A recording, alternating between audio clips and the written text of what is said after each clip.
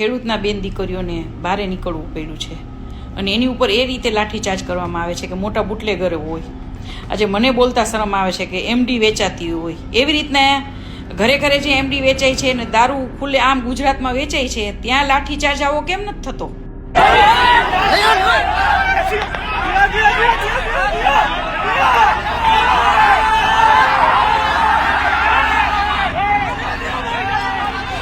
અત્યારે આપને આ લોકોએ ચૂઈના છે ને, તો અત્યારે આપ ક્યાં ખોવાઈ ગયા છો?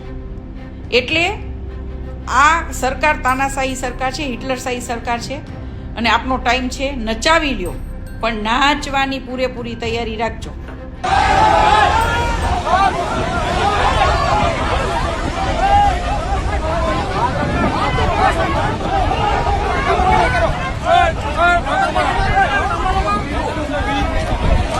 પોલીસે પકડીને ત્યારે જોઈ શકો છો.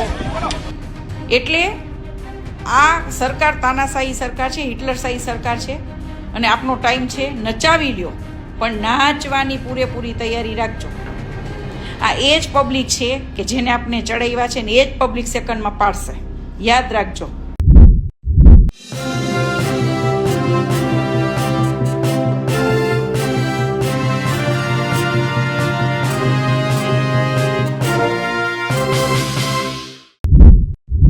મોરબીના જેતપુરમાં જે રીતે મહિલાઓ સાથે અત્યાચાર થયું, ખેડૂતોને ફટકારવામાં આવ્યા, ડિટેન કરવામાં આવ્યા, ડેમેજ કંટ્રોલના ભાગરૂપે કાંતિ અમૃતિયા પણ પહોંચ્યા.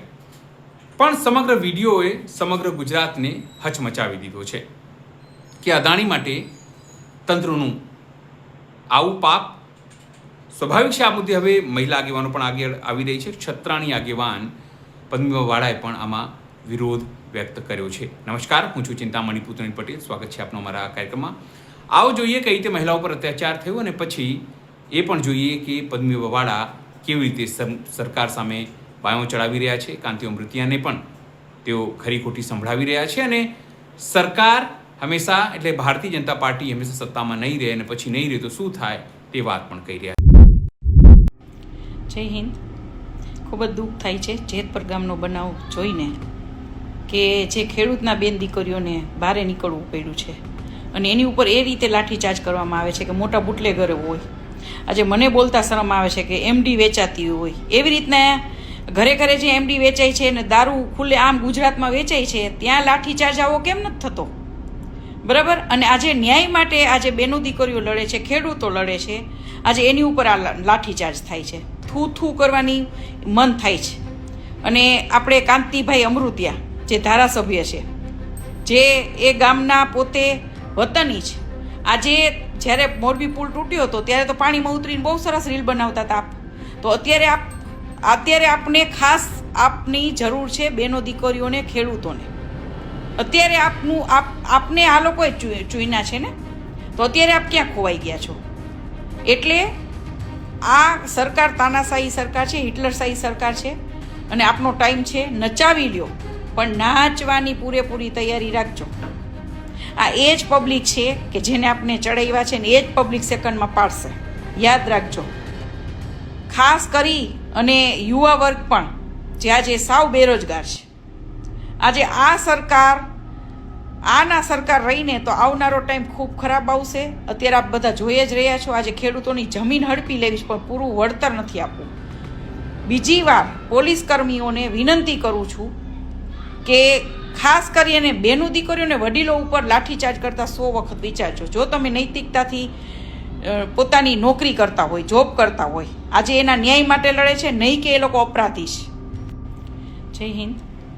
ખૂબ જ દુઃખ થાય છે જેતપુર ગામનો બનાવ જોઈને કે જે ખેડૂતના બેન દીકરીઓને બહાર નીકળવું પડ્યું છે અને એની ઉપર એ રીતે લાઠીચાર્જ કરવામાં આવે છે કે મોટા બુટલેગર હોય. આજે મને બોલતા શરમ આવે છે કે એમડી વેચાતી હોય. એવી રીતના ઘરે ઘરે જે એમડી વેચાય છે અને દારૂ ખુલ્લે આમ ગુજરાતમાં વેચાય છે, ત્યાં લાઠીચાર્જ આવો કેમ નથી થતો? બરાબર. અને આજે ન્યાય માટે આજે બેનો દીકરીઓ લડે છે, ખેડૂતો લડે છે, આજે એની ઉપર આ લાઠીચાર્જ થાય છે. થૂ કરવાની મન થાય છે. અને આપણે કાંતિભાઈ અમૃતિયા જે ધારાસભ્ય છે, જે એ ગામના પોતે વતની છે, આજે જ્યારે મોરબી પુલ તૂટ્યો હતો ત્યારે તો પાણીમાં ઉતરીને બહુ સરસ રીલ બનાવતા હતા આપ. તો અત્યારે આપને ખાસ આપની જરૂર છે, બેનો દીકરીઓને, ખેડૂતોને. અત્યારે આપને આ લોકોએ ચૂન્યા છે ને, તો અત્યારે આપ ક્યાં ખોવાઈ ગયા છો? એટલે આ સરકાર તાનાશાહી સરકાર છે, હિટલરશાહી સરકાર છે, અને આપનો ટાઈમ છે, નચાવી લ્યો, પણ નાચવાની પૂરેપૂરી તૈયારી રાખજો. આ એ જ પબ્લિક છે કે જેને આપણે ચડાવ્યા છે ને એ જ પબ્લિક સેકન્ડમાં પાડશે, યાદ રાખજો.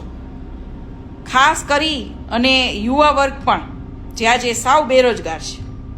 આજે આ સરકાર રહીને તો આવનારો ટાઈમ ખૂબ ખરાબ આવશે. અત્યારે આપ બધા જોઈ જ રહ્યા છો. આજે ખેડૂતોની જમીન હડપી લેવી પણ પૂરું વળતર નથી આપ્યું. બીજી વાર પોલીસ કર્મીઓને વિનંતી કરું છું કે ખાસ કરીને બેનું દીકરીઓને વડીલો ઉપર લાઠીચાર્જ કરતા 100 વખત વિચારજો. જો તમે નૈતિકતાથી પોતાની નોકરી કરતા હોય, જોબ કરતા હોય, આજે એના ન્યાય માટે લડે છે, નહીં કે એ લોકો અપરાધી છે. પદ્મવાળાએ જે રીતે કહ્યું છે તેને લઈને આપ કેટલા સમજો છો? જરૂરથી અમારા કોમેન્ટ બોક્સમાં કોમેન્ટ કરજો. એ સિવાય અમારી યુટ્યુબ ચેનલ લાઈક કરો, સબસ્ક્રાઇબ કરો, બેલ આઇકન દબાવો. સાથે અમારી યુટ્યુબ ચેનલ લાઈક કરો, સબસ્ક્રાઇબ કરો, બેલ આઇકન દબાવો. સાથે અમારી ઇન્સ્ટાગ્રામ પેજ અને ફેસબુક પેજને પણ તમે જરૂરથી લાઈક કરો અને ફોલો કરો. અત્યારે માટે બસ આટલું જ. નમસ્કાર.